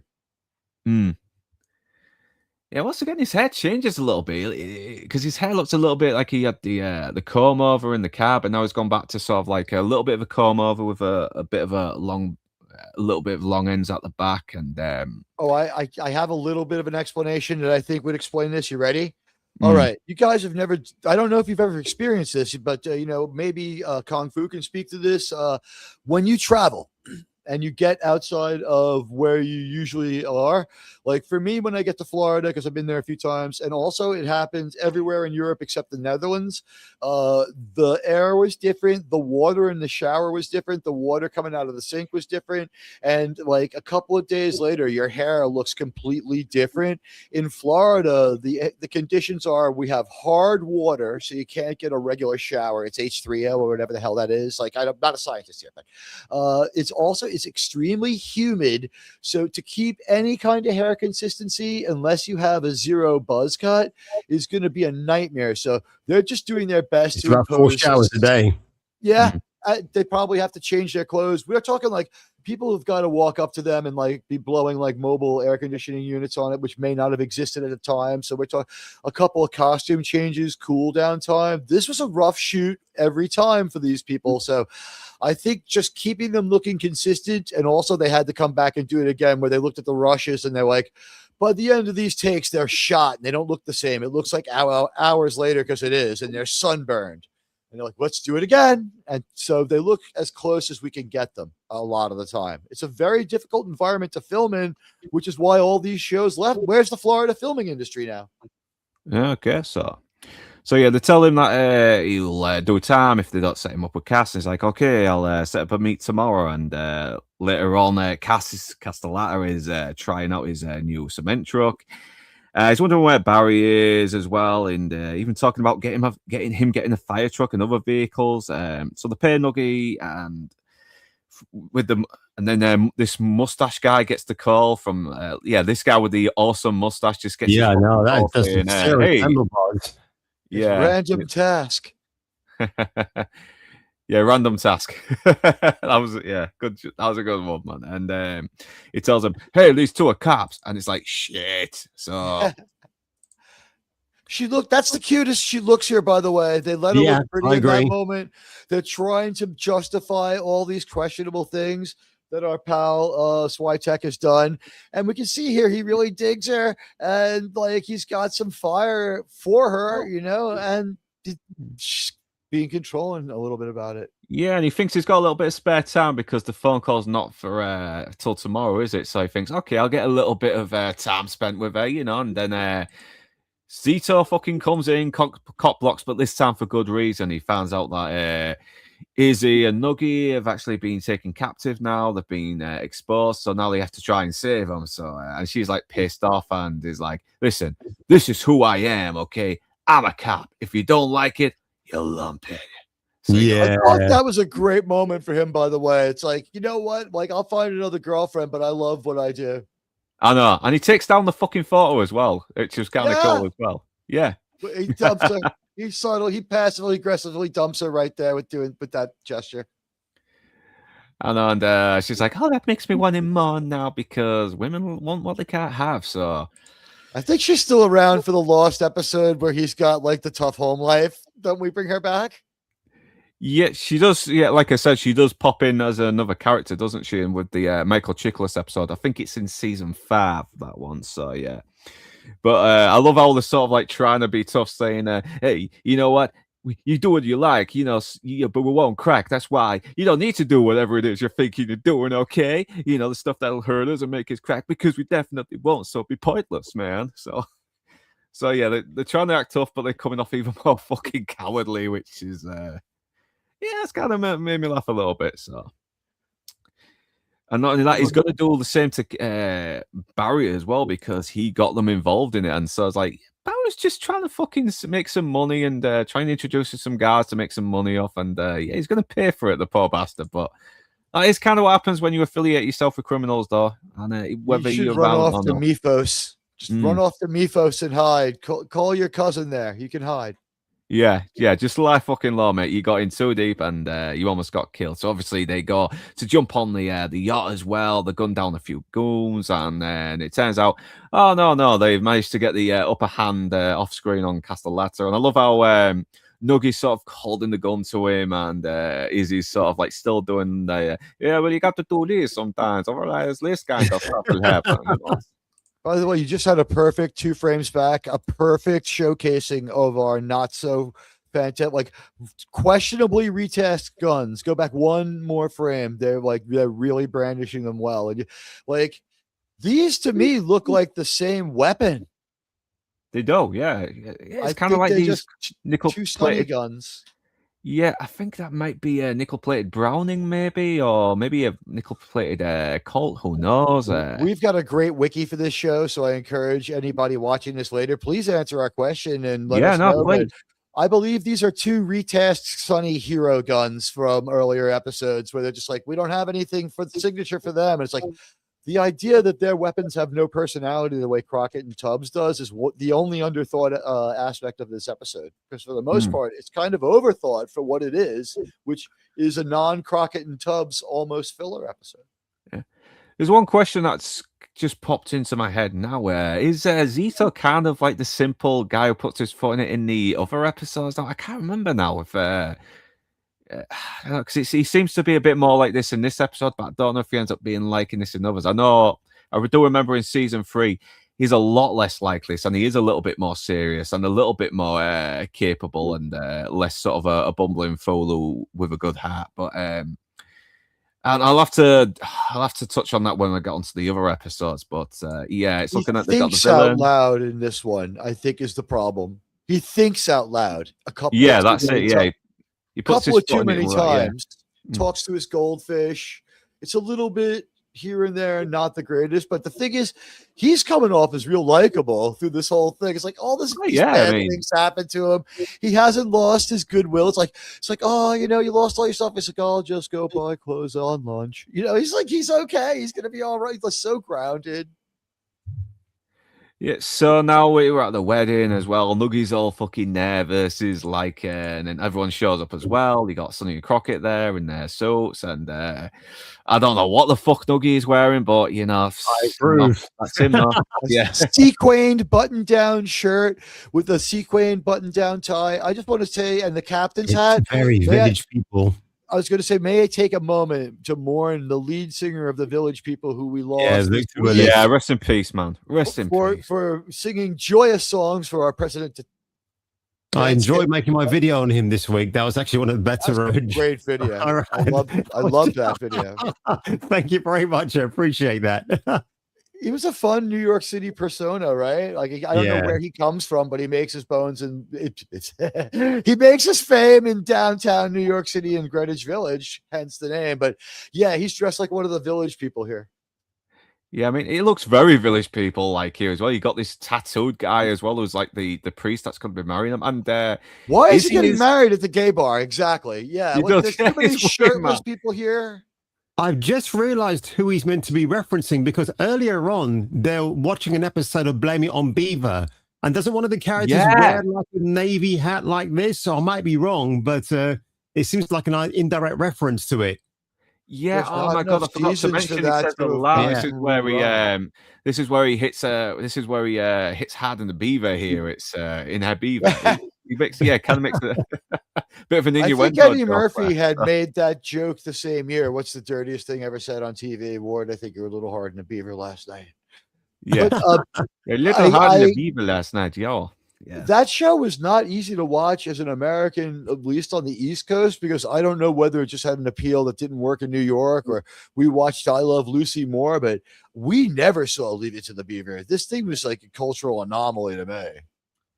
Yeah, they only really had of Leave It to the Beaver because Eminem gets kind of made fun of for resembling the kid from it on 8 Mile. So Jerry yeah, Mapp. I like how Izzy is sort of like the best man, and he looks pretty cool as well. He's got that sort of he's got that frilly shirt on with that tuxedo jacket with the pink lapels, and he actually seems to be pulling it off in his own Izzy way. And I don't know about Trudy's hair here as well. I don't think that suits her. You know, I kind of like No, that's go just for weird.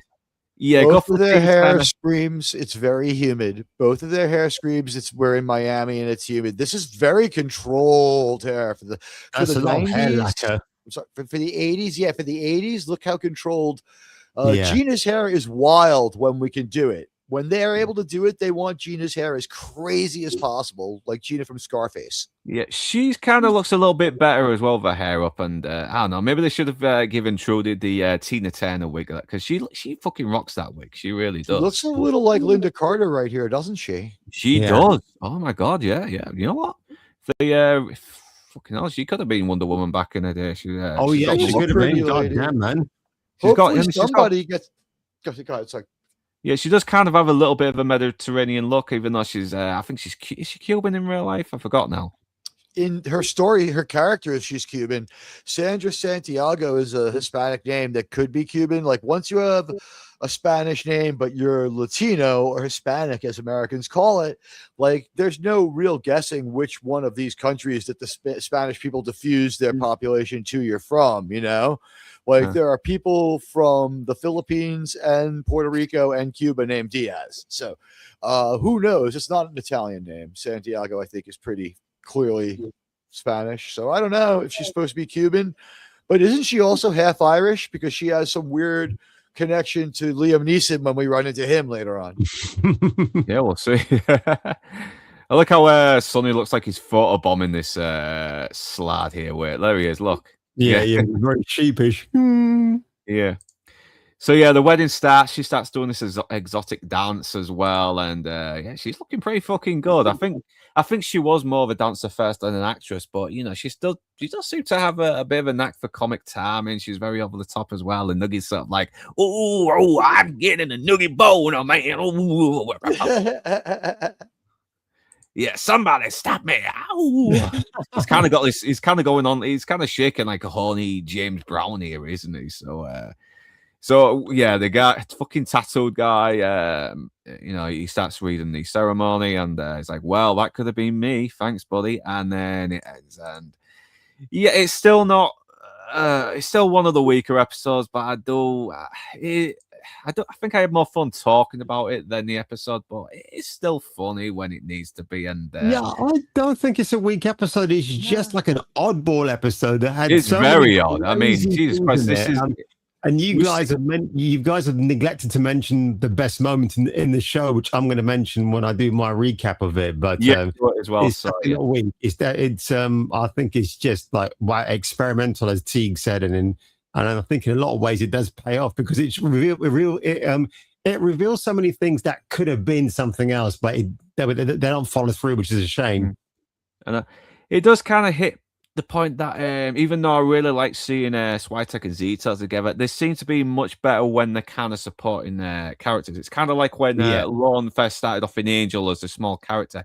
He was at his best when he was running the club, and then he started becoming the main character, and even though I liked him, I was like, yeah, I think he's better when he's used in small doses, but it's still a good little sort of like candy episode, isn't it, as well? Because we've had a few harsh episodes where people are taken hostage. We've had a girl being drugged and sister go for revenge and all that stuff. So yeah, it's something a little bit more lighthearted because next week it does get a bit more intense with burglars killing people, don't we? So I kind of get why they were doing this as well. They wanted to do something different. They wanted to see what they could do with Switek and Zeta. And we do see another Switek-centered episode in the next season. That's very comical as well. And probably might be executed better. I don't know. We'll see when we touch on it, though. But It is still funny though. I mean, the comic timing between is still the chemistry. You know, the actual family dynamic between this team is still very touching.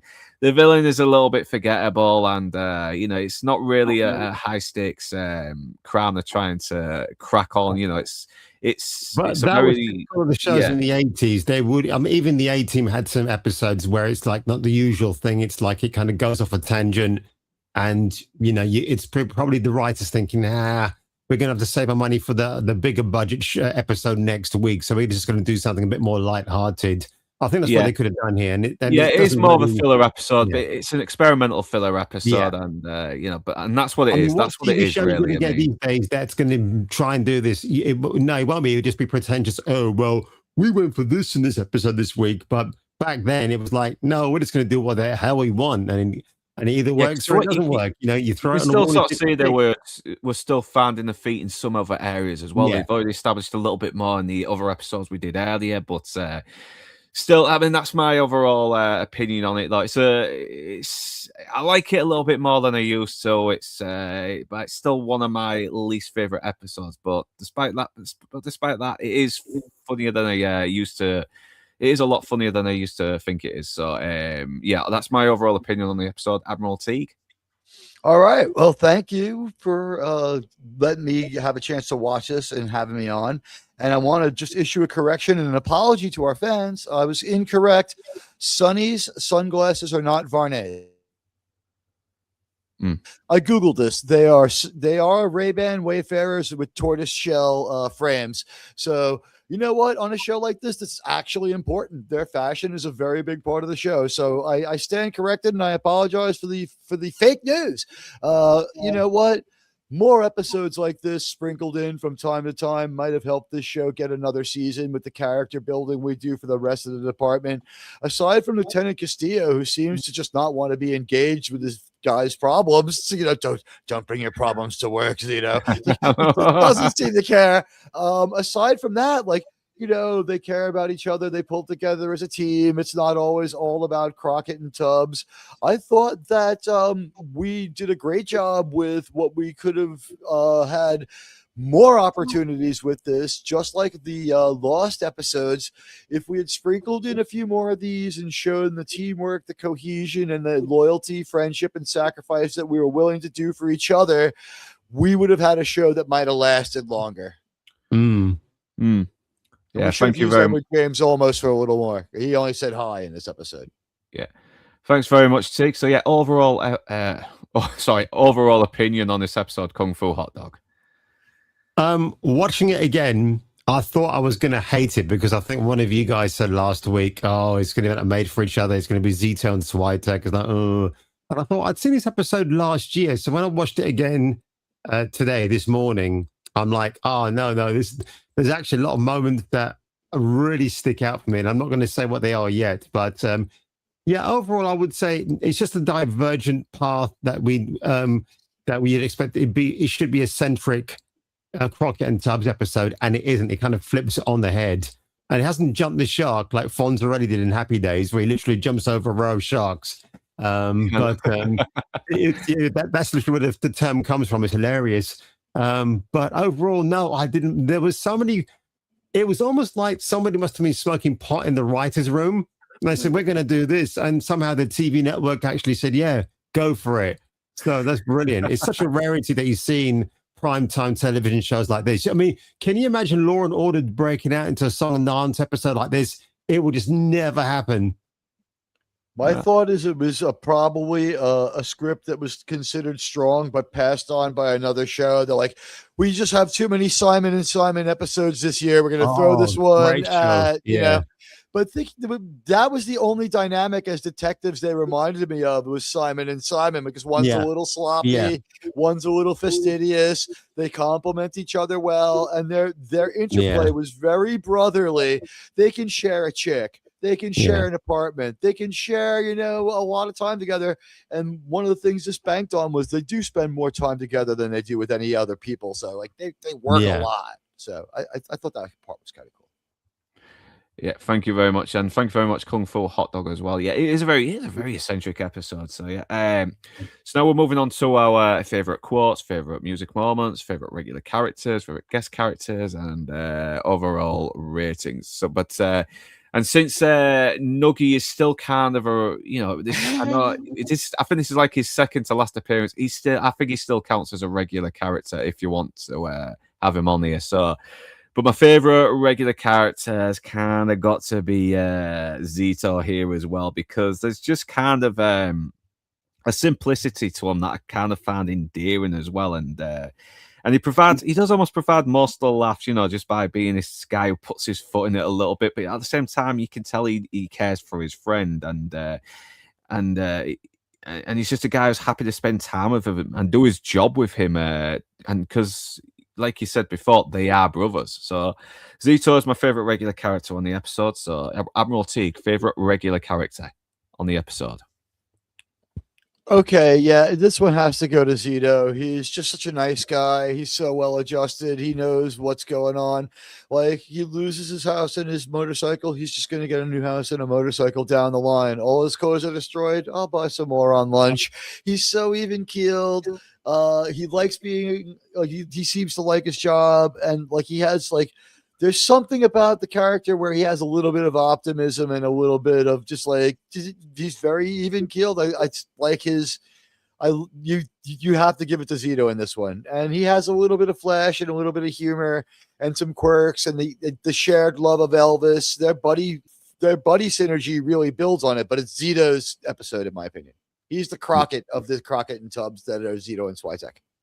Yeah. Thank you very much, Admiral Teague. Kung Fu Hot Dog, favorite regular character. Yeah, it was difficult to choose between Zito and Switek, but yes, having heard you guys and actually watching the episode as well, Zito definitely deserved his moment under the spotlight, so to speak, and his chemistry with Harriet the goldfish was pretty darn cool. So yeah, that was kind of adorable. Yeah, it was very adorable. So yeah, thank you for that. So now we're on to favorite guest character, and I don't know if I might be alone in this as well, but I kind of have to go for Ella Green as Darlene, because she's very funny as this sort of very shallow Miss Hair model from 1984. Who was this horrible, vain woman who thinks the world revolves around her, and she does actually make me laugh a couple of times. And we've all known women like her, and she does a pretty much. She almost satirizes this kind of woman as well. She's almost like a satire of this kind of woman, and she's very attractive as well, which doesn't hurt. So I'm going to go for Ella Green as well. She's got some good comic timing on here as well, and she looks like she's having fun just being this fucking proper airhead. So Admiral Teague, favorite guest character. You're such a great host. I know I'm going to go second every time. So she's so great that I spent a lot of time building a case for Bonzo Barry as my favorite extra character. He's absolutely great. He's absolutely great. He's a different kind of criminal. He's not moving narcotics. He's got some stolen electronics. Very 80s. It's very 80s. The product placement, as Kung Fu mentioned, when they walk into the warehouse, the connection to the New York local area Crazy Eddie commercials that Kung Fu can vouch for. Where, I mean, you go home and you watch that 3 times during an episode of Star Trek. That was on all day during kids' TV to get you to pester your parents to buy video games and other things that they had in 1978. A 1978 video game like the Telstar Arcade. They're pushing it hard. Just total nostalgia. Great episode. So, fantastic. It was just So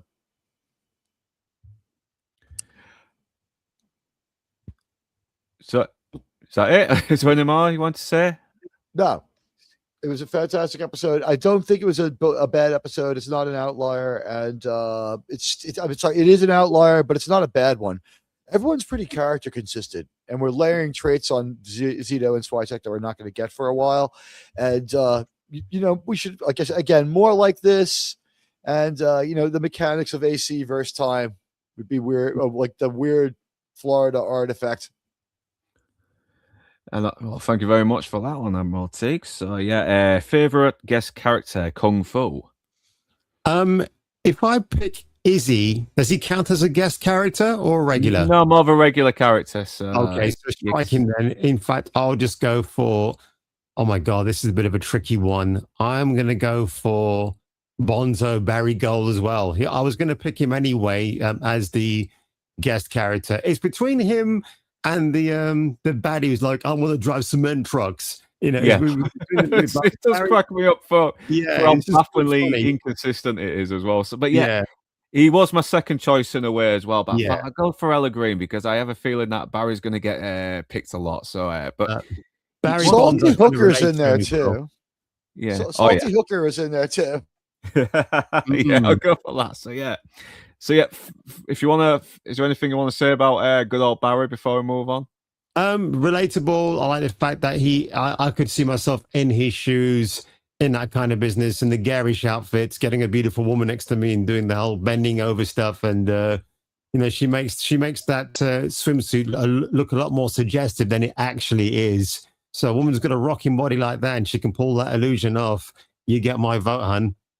You know what, Jen? Just question: does he price for this? It seems like he cooperates and then just move on without having to do anything more with him. It's like, okay, see you later, Bonzo. We'll see you on TV. Seems like by cooperating, he's just off the hook, right? That's how they're going to operate on this one. We don't get a lot. Probably might get some kind of deal or something like that anyway. But we'll see. It's never really explained, is it? It kind of just moves on after that. So the right thing. So they stop going hard on him, and from that point on, he's presented slightly differently. Yeah, because he's mostly just because he's just guilty of just pushing some illegal stuff, and that's it. Castelletti's the guy who probably has a few too many skeletons in his closet, isn't he? So, and a few too many screws loose in his head. He's crazy. Yeah, no. I like that part. He's a lot like the Living Daylights. Not Living Daylights. What's the next one with Timothy Dalton? License to Kill bad guy. He's like Robert Davi. He's a little like Robert Davi. Yeah, I like it. Yeah, Frank Sanchez. Yeah, his heart. What do you want me to do with the money? He's like, launder it. Did he promise you his heart? Yeah, give him his heart. Yeah. So yeah, we're gonna be finishing soon anyway. So we've done the favorite guest character, regular character. So favorite outfit, I'm gonna go for Nuggy's bride because if you're gonna get married to a dancer, make sure she's wearing that gear, and she does look smoking hot in it as well, and the way she moves in that outfit really does it really doesn't hurt either. So I'm gonna go for that. Favorite outfit, Admiral Teague. This one was hard because everyone had great wild outfits because their second-tier characters are supposed to be dressing crazy. Aside from Trudy and Gina, who are dressed fashionably, and the captain who wears what he always wears, the lieutenant who wears what he always wears, we've got everyone kind of showing up in like crazy thrift store picks, as was been pointed out. We've got a lot of classic great Guiaberas in this one. But I think I'm going to give the best outfit, again, has to go to Bonzo Larry. Come on, with that like Mork from Ork Mylar outfit. I mean, you can't beat that. He's ready to go on Blake 7 and really just command the episode. And he's got an adorable seal with him as well as a hot chick. So you got hotness and you got cuteness as well. So that's a good deal. I mean, seals they're like little dogs that can fucking swim, aren't they? Did it go through anyone else's head? How sharp are their teeth? Like, he seems to be keeping his hand well away from the seal's mouth. That does actually make it a bit funnier. So yeah, favorite outfit, Kung Fu hot dog. It's a bit of a boring one, actually. It's Philip Michael Thomas earlier on. He's wearing a grey suit, but he's got like a blue palm tree patterned shirt underneath. I'm going to assume it's like a short sleeve version, but it kind of really stood out. And I thought, wow, that's a really good outfit, really good combination.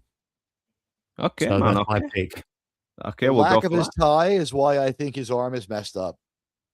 That could be it. That could be it then, because he was still recovering when they were doing the Home Invaders episode. So, yeah, I'll try and see if we can spot any, scenes where he's hiding his arm or he's keeping out of shot in some areas when we touch on that. So, I think we only see him seated this week.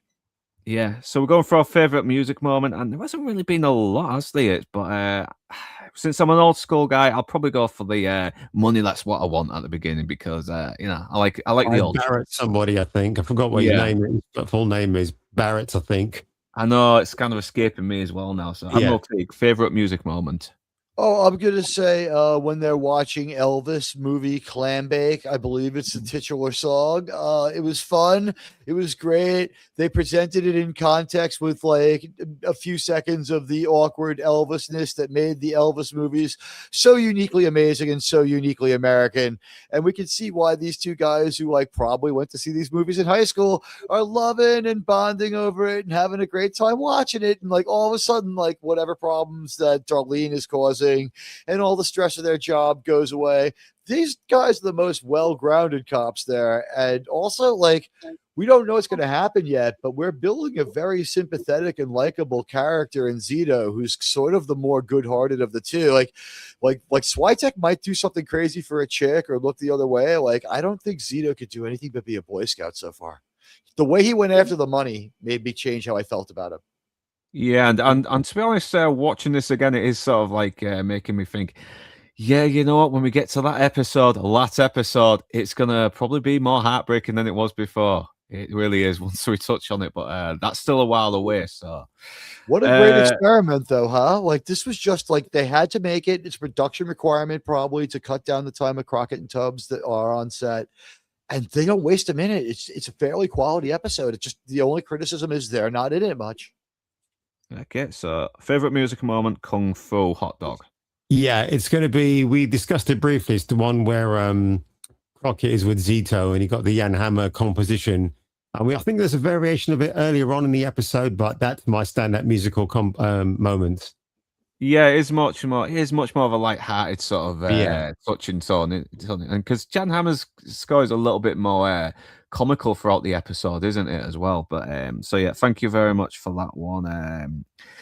So favorite quote, yeah, I mentioned it earlier. Is like, she told you could be governor. She told me I could only be mayor. So that is the line that got the biggest laugh out of me. So Admiral Teague, favorite quote.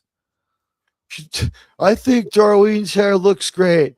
It better. Most people don't spend that kind of time raising their kids. Yeah, that's a good back and forth between Zito and Switek. Yeah. Favorite quote, Kung Fu Hot Dog.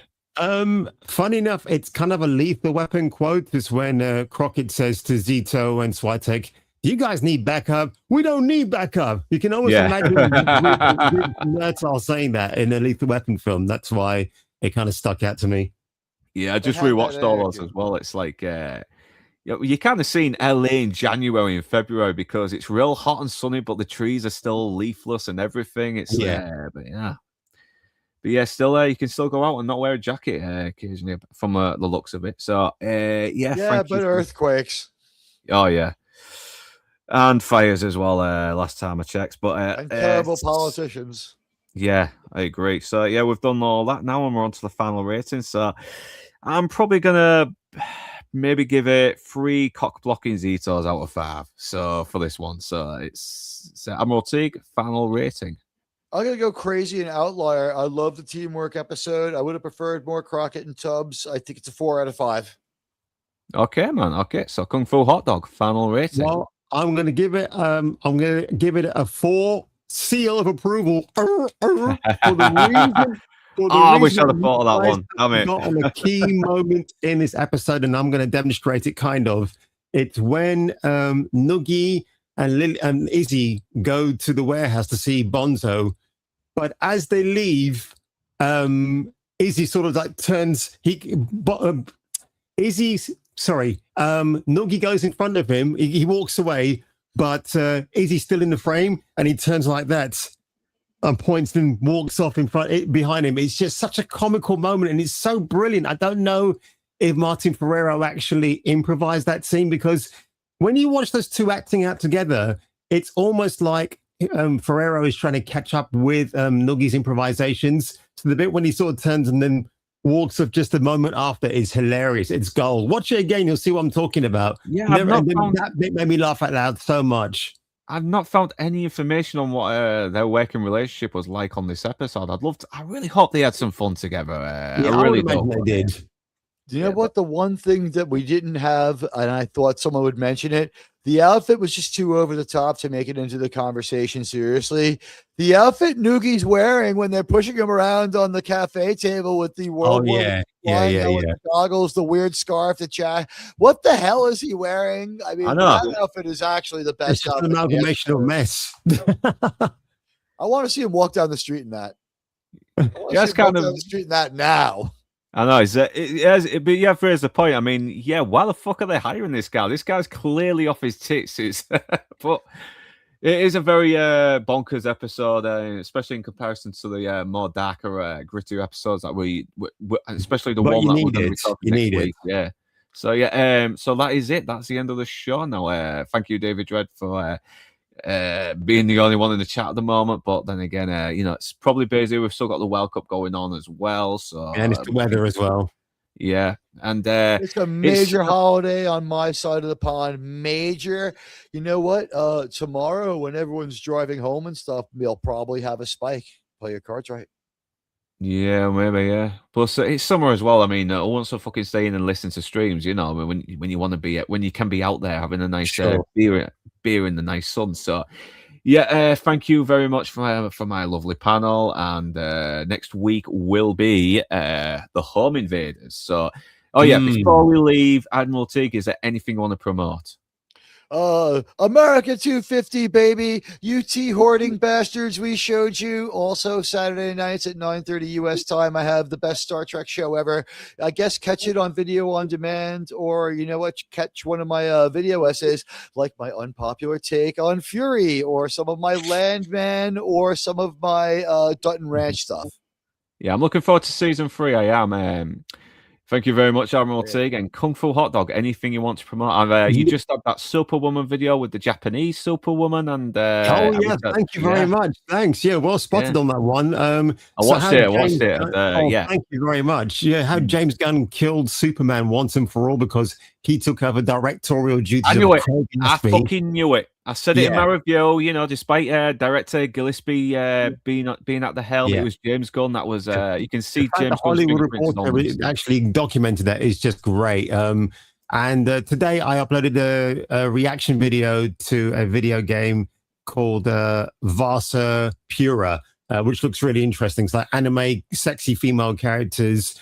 It's like the Chinese version of the game Control, but just really hot and sexy. And the gameplay looks really, really fun. So the video was 31 minutes long, but I cut it down to a reasonable 15 minutes. I just did everything in one take. So I was really happy with that. With a few quick edits in between before this live stream today. So that was pretty impressive. Yeah. Thank you for that as well. I'm going to try to see if we can get on the payment plan for a PS5 because they're still fucking expensive. They're still like what over. Oh, mate, I wouldn't bother with that. I still have 2 kidneys. I still have 2 kidneys. I can get one, but you know what needs to be said? Hit the like and follow for great YouTuber Northern English Bastard who brings you Miami Vice every week, as well as a bunch of other great stuff. Subbing to this channel, everyone who's done it. Now, I can't say that I can say this scientifically, but I've had 25 different friends subscribe to Northern English Bastard.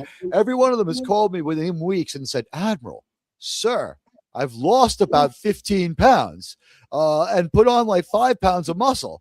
And a couple of the women were like, sir, my breasts, they've gotten large.